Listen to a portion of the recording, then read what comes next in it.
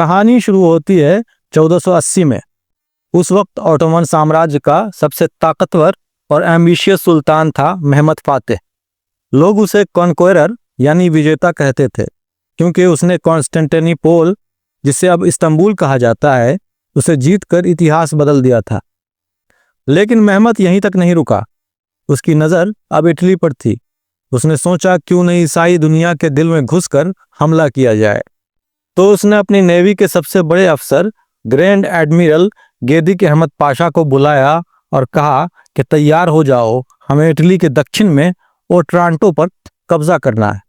अहमद पाशा ने शिप्स में हजारों सैनिकों को बिठाया और समुंदर पार करते हुए इटली पहुंच गया। ऑटोमन सेना ने ओट्रांटो शहर पर जोरदार हमला किया। वहां के लोग डर गए, शहर को घेर लिया गया।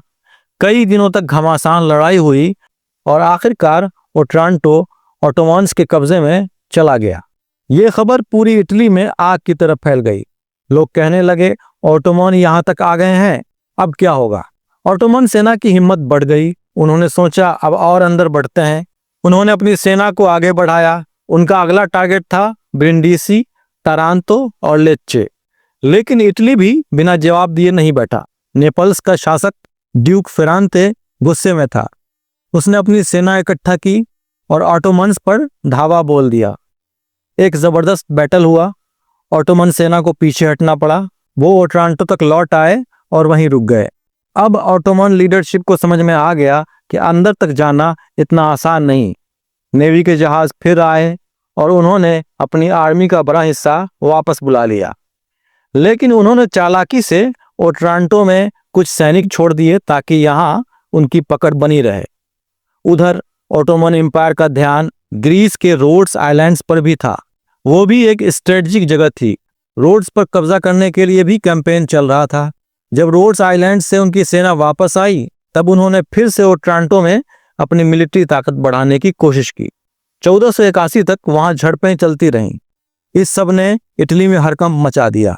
ऑटोमन एम्पायर यूरोप के क्रिश्चियन धर्म के सेंटर यानी पोप के इतने करीब पहुंच गया था कि चर्च में पैनिक फैल गया। लोग डरने लगे, अगर ऑटोमन रोम तक आ गए तो क्या होगा, पोप का क्या होगा, ईसाई दुनिया का क्या होगा। इटली के अलग अलग शहर एक दूसरे को दोष देने लगे। कुछ बोले सब वेनिस वालों की गलती है, उन्होंने कुछ नहीं किया। यहाँ तक कहा जाने लगा कि वेनिस ने तो ऑटोमन्स की हेल्प की होगी।